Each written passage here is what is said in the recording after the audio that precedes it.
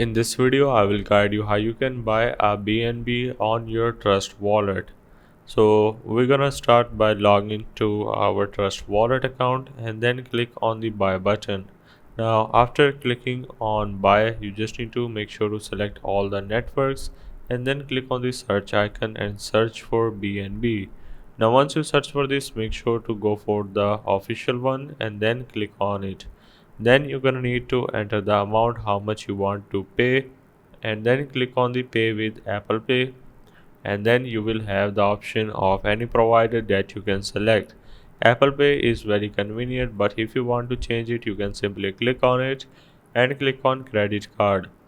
Then you just need to again select your particular provider that is giving you the best rate. Then click on buy with credit card, and then this will gonna connect us to the third party payment provider, where you just need to enter all of your payment details. Like if you have selected your credit or debit card, you just need to enter it. Then you just need to click on proceed by BNB. As I said, you just need to enter your email address and make sure to read the terms and condition. Then you just gonna need to follow the on-screen instructions and complete your purchase.